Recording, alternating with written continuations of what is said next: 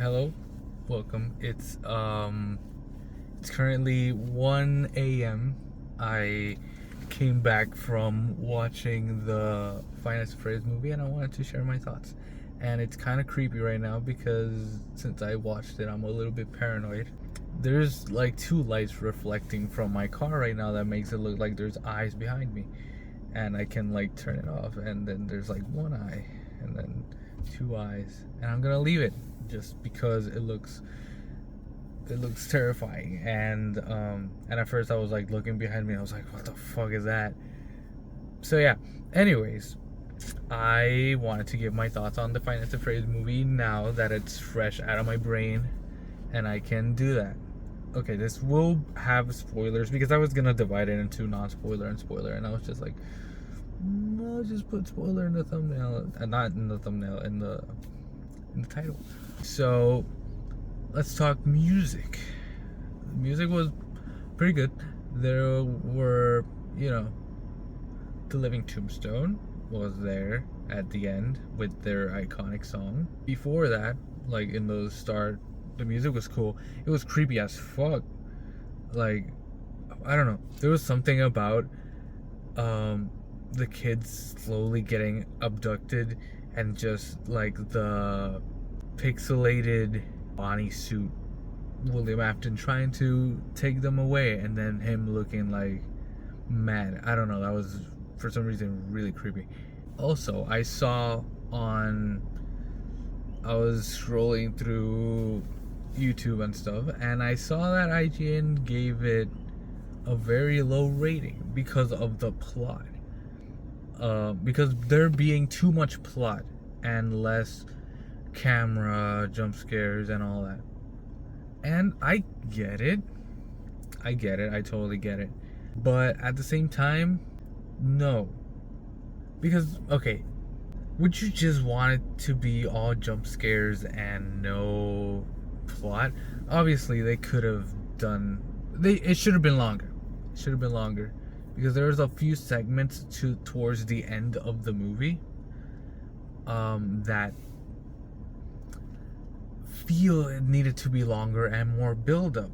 Because, for example, this is jumping right into the final act of the movie, and basically Springtrap shows up out of nowhere and he's like, yeah, I'm gonna kill you now because you basically know too much.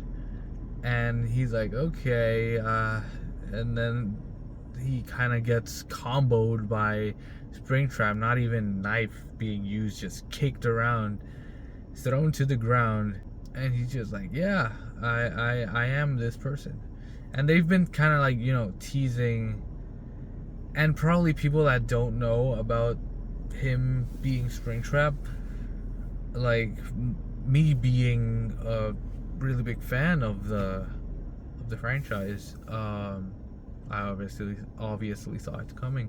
The whole Vanessa thing got me a bit confused because I don't know if this is supposed to be canon or have canon. I know it has canon elements, and the story, narrative wise, really good.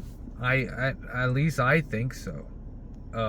Narrative wise, it was a really good narration, but they should have gave more build up because it was like, yeah, apparently Vanny is William Afton's daughter, but canonically she didn't exist. But at the same time, sure, she could have existed around, and sure, you could have found a plot hole to insert her. But at the same time, it makes sense at the same time because I was like, okay, so this would make sense why she has a rabbit suit, and he has a bunny suit, she has a rabbit suit. Correlation. Another thing, obviously they weren't gonna do it. It was gonna be too complicated to do. If I'm sure, grain of salt. But wasn't Sister Location before FNAF 1? And being before FNAF 1, Mike in FNAF 1 is terrible. It's just terrible because he had like entered inside him and all that. And then he would have been in FNAF 1 just terrible. Like, but it would have made sense because it would have been like, why is he looking so decrepit? And every night. And yeah, I know there was a lot of people like in the movie theater like, what the fuck is this? Because when, you know, the ghosts are good, they were just confused, manipulated by William. So he goes, sorry, I'm also just saying random things from this part and this part. This is not scripted. I'm just trying to talk about the points, the biggest points on it. And yeah, the ghosts get good, and then they go after William. And the way they did it, the ghosts didn't leave the animatronics like in the game. In the game, I just remembered this. The animatronic suits just kind of stay on the ground or around, and then the ghosts kind of go and scare him, and he sprint locks. It happens different. They stay in the suits, so it makes them look kind of goofy and really less menacing, because they really kind of don't do much anymore. They just kind of go around, but then they kind of want to get Abby.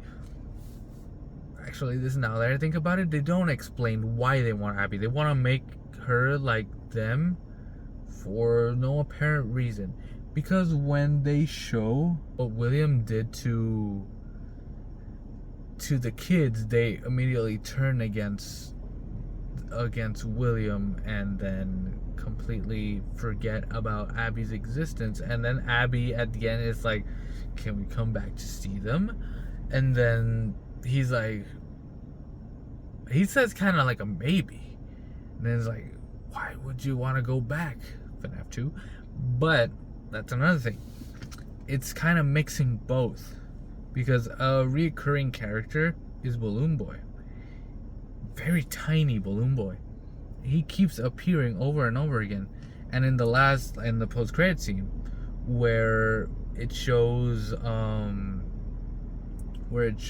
Corey Kenshin, Balloon Boy opens the door, gets into the passenger seats, and he basically just kind of stares at him.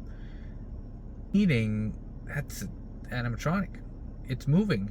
Because at first it was like, oh yeah, he's around, and then he appears again, and it's just like, oh, he's just there, laughs and giggles. And then it's like, okay, he actually got into the noise. It was the noise of opening a car, getting into it, and I was just like, oh, so he can actually move. And that was another thing, because the thing is, okay, from scale he would be like this. In the game, at least in the VR game, he is shown as to be what you would expect from it to be. It cut a lot towards because Mike was constantly sleeping. God, I'm pretty sleepy and hallucinating shadows, and that's fucking with me mentally right now. Mike's sleeping. He slept a lot. I think he was trying to on purpose to get the dream. He had these dreams every time he tried to recreate when his brother was stolen. His brother was stolen by William. He finds it out slowly, very slowly throughout the movie. Also, therapy. They end the movie just being completely, apparently unfazed about everything that happened. Everything that happened was fucking terrible, ghosts, and then they're just chilling, eating cereal. But yeah, sleeping. There's a lot of flashbacks back and forth on kids representing each animatronic, and each animatronic kind of every time there's one close while he's sleeping doing the security guard, because of course he is, while he knows they can go towards them. Well, after he knows, they're kind of like happier with him, but then they're like, okay, give us Abby. And then he's like, yeah, sure. And then they're like, yeah, we're gonna make her like us. And then he's like, no. And then they go against him and start smacking him around, and he ends up in a hospital of the police.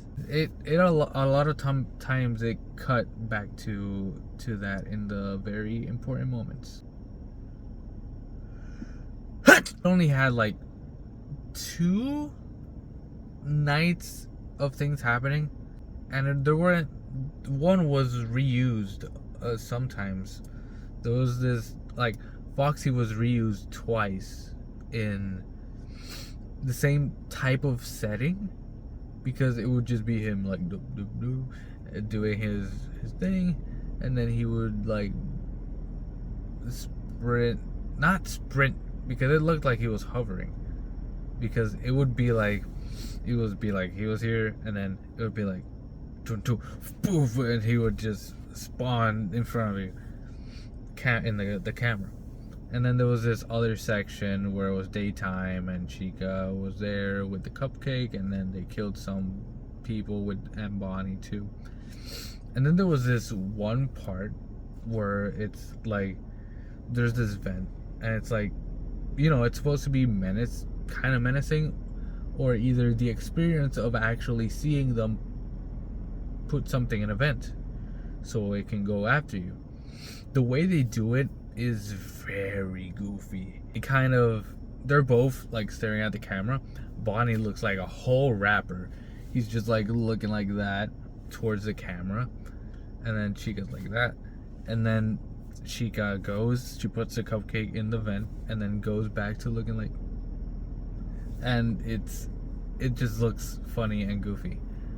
And then the cupcake is fucking cupcake. Every time would just grab something, not let it go, and it had strength to it, and it doesn't have anything to pull. It's just the head. Overall plot was solid plot. It didn't have much animatronic jump scares. It started going that way. It was like, okay, night 2, it was like night 1, nothing happened. Night 2, things were happening. Night 3, things were happening. I think by night 4, where it started about the like more plot and less anything else. And yeah, he didn't like do a lot of camera changing, or he didn't have to close doors, because his office also didn't have 2 doors. But yeah, there was a lot of Easter eggs, like the poster from the FNAF games, some drawings from the FNAF games, Vanessa from Security Breach. Apparently, it should be her. The sounds, the girl, the Mike's sister says hello in a very, very, very balloon-ish voice. Like, in FNAF 3, when you press the button, so there's an audio that goes, so Springtrap can go towards the audio that you did in the room you did it. That type of hello, it was very spot on. So I'm sure they did it with that intention. Freddy singing? I suppose it's an audio track or whatever. But yeah, that was it would happen a lot, and he would just start singing. It's a great movie. I have trouble sometimes seeing movies twice. I just like seeing it once, having that experience, unless I had a bad experience and I want to try to fix that experience, then I will watch it twice. This movie, I wouldn't watch it twice. It's not like I fell in love with the movies. I really anticipated it a lot. And there was a bunch of Easter eggs that I don't at the moment remember. I know there was a shirt that from one of the characters that it was basically a screenshot of the minigame, and as a design as one of the mini games. I feel the plot went really well, and how they did the ghost. Just it would have made sense canonically. The way Springtrap got locked in the Springlock suit was kind of weird, because in the game he kind of gets scared and he's just like, okay, I'm gonna put this on, and haha, you can't get me now. And then he gets accidentally spring locked. And here, he already has a suit and he uses it to kill constantly. And then he kind of gets thrown the cupcake. Chica, she doesn't throw the cupcake, she's just holding it. The cupcake just slings off. Just propels off with nothing. It's just whoop. And he bites into a part of the suit where Vanessa had shot him, and then he starts biting into that, and then one of the spring locks springs in, and then it starts doing that slowly, and then he starts like going down a little bit to his knees, and then he grabs his mask and puts it over his head and says the line, "I always come back." It was a little bit weird. I'll explain why. He, in the movie, no game context, has never had to come back, because he comes back from that happen in the game, from that happening to being in FNAF 3.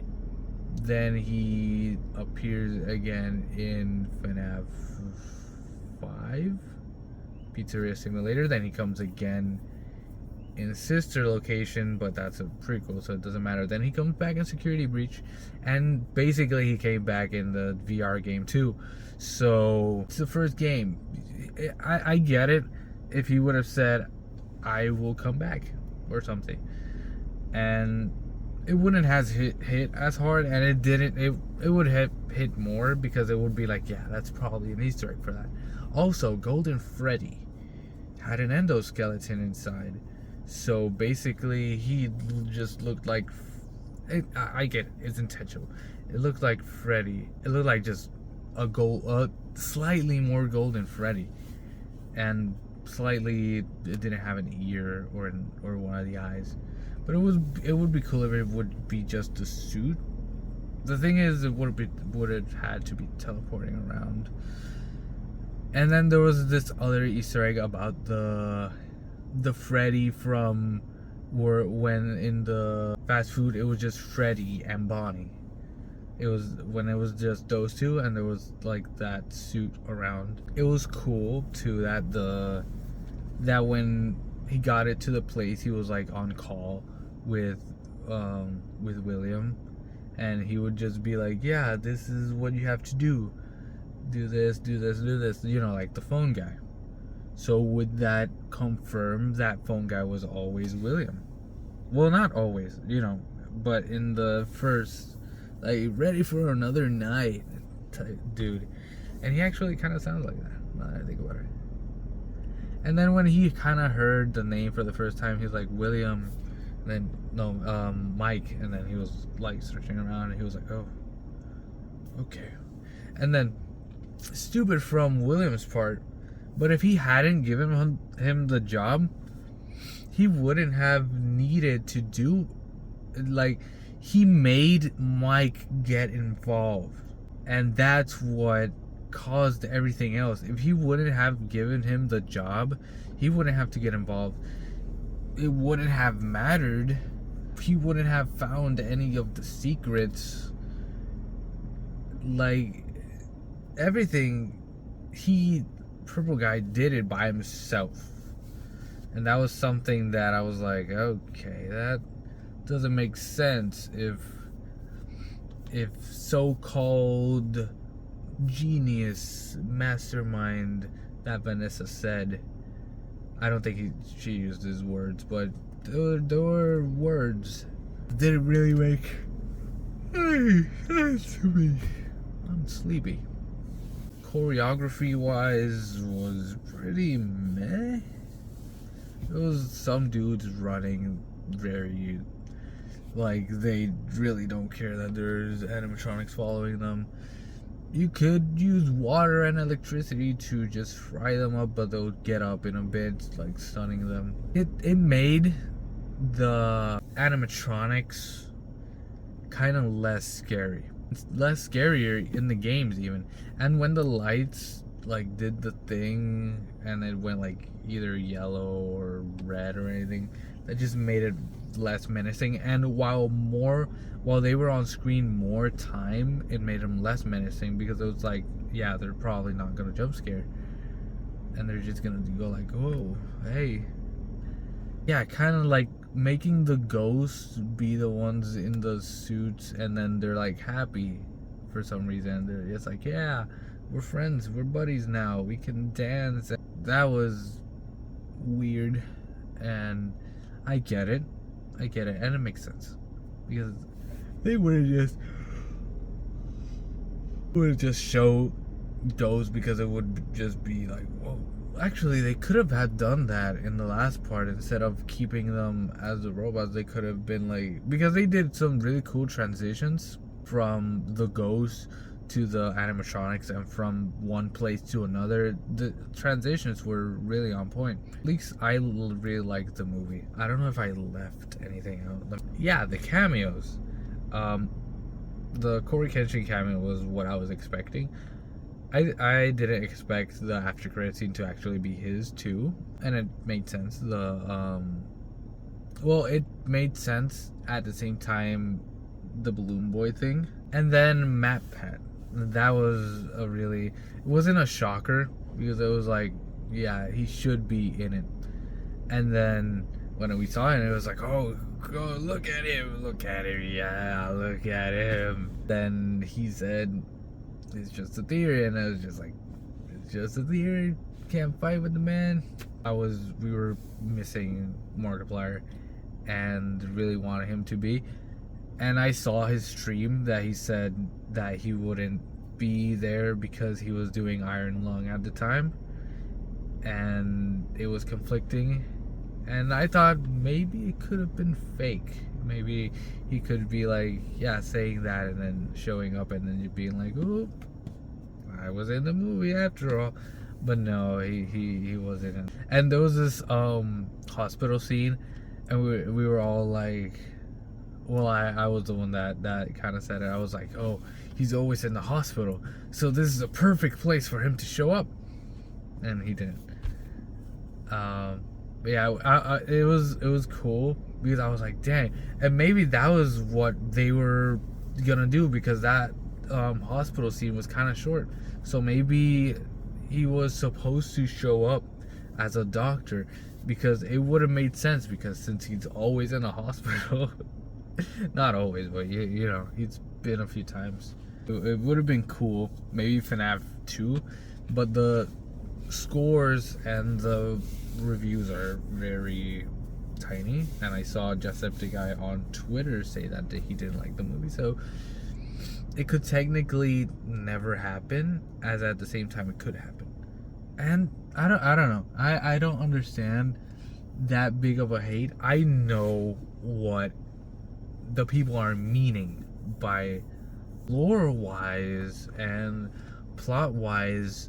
I think it's good enough for it to be an enjoyable watch. Give it a 7. Would I give it a 7? Yeah, I would give it a 7 out of 10, because it wasn't a bad movie. It wasn't a really amazing movie, but it was a movie that left me entertained, wanting more.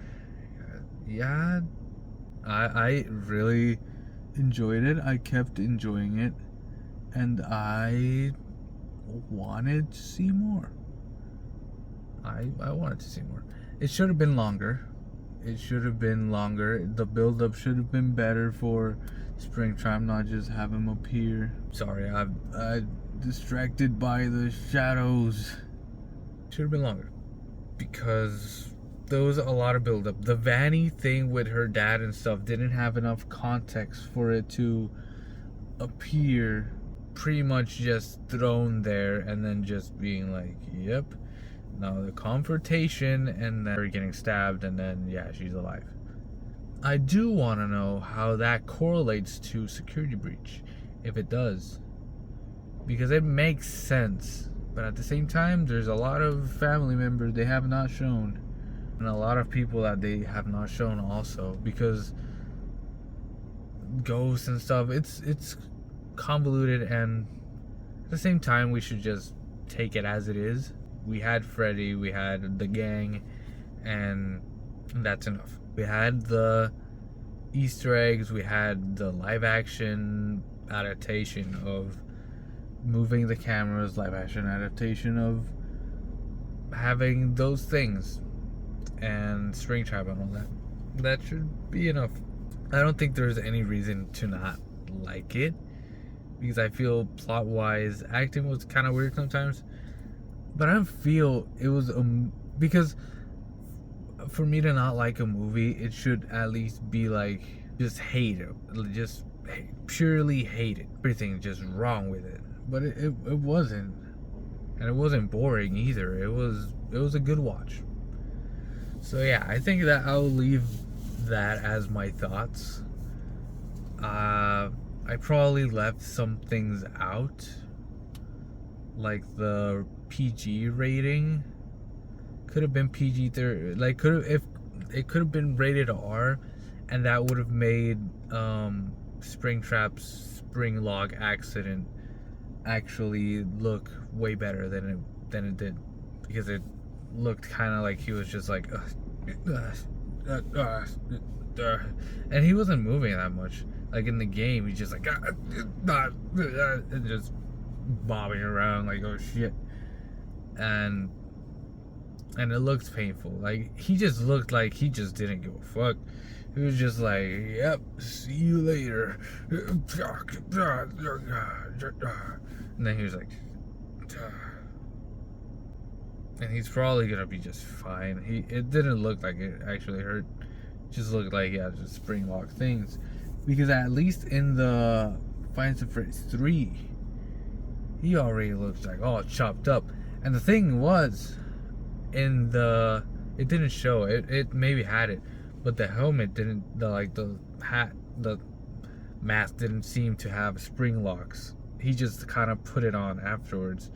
So maybe the thing is, he's gonna go without eating a while, and knowing Springtrap, he'll come back even though he doesn't have food, even though he's burned, even though he's literally disintegrated, even though his whole body is basically missing, and everything is just basically just a little clumps of meat together. And even though he will come back, he will come back into everything. Video games, sure, from death itself, from the pits of the earth, that his literal soul is just trapped in that mechanical thing. You're gonna have to literally crunch him down to literally just crush him, and he'll probably 2D his way back into a game.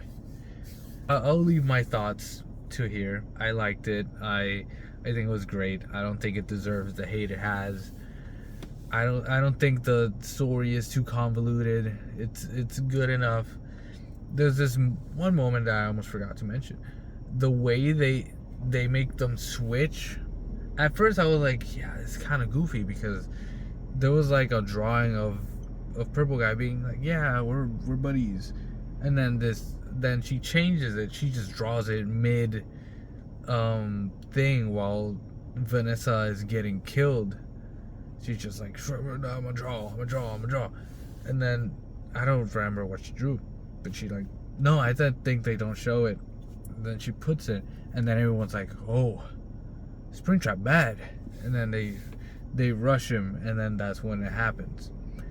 At first I thought it was goofy, but then I thought it's a good inclusion of the drawings that there are in all the FNAF, all the drawings everywhere. I think it's a really good inclusion of that. But yeah, that's gonna be pretty much it. God, I was here for 40 minutes straight just talking about the movie. But yeah, it was good. I enjoyed it. I really hope they try to do something else with it and continue the lore. And yeah, I hope you also enjoyed the movie, and hopefully it doesn't get that much hate. The actual seats and movies in the movie theater were actually pretty empty, because I was like, damn, I have to get it. I have to get it soon because it's gonna be really full. It's just gonna be really difficult to get. No, it really wasn't. It was pretty easy because yeah, at first I was like, damn, there's a lot of people that know about it. And then I was like, yeah, it's not gonna be like an end game level thing, because it wouldn't be. It doesn't make sense for it to be, because a lot of people know, but at the same time, either people dropped it because there were just a lot of things and it was getting too confusing, like I did at some point, and then I got it back. Kind of went pretty low, and then they got this that it was pretty anticipated at some point and not anymore. But yeah, it was pretty empty, and only a few people that actually knew what Five Nights at Freddy's was. So I bet it's gonna probably be a box office flop, and if it's not, the basically fan base, it's gonna be carrying that movie towards there being a second one. I'm gonna leave this here. I hope nothing else comes to mind. I pretty much said everything. Hope you enjoyed my thoughts, and yeah, I plan to maybe do a series on just my thoughts. But yeah, I won't extend this anymore. Thank you for watching, and see you soon.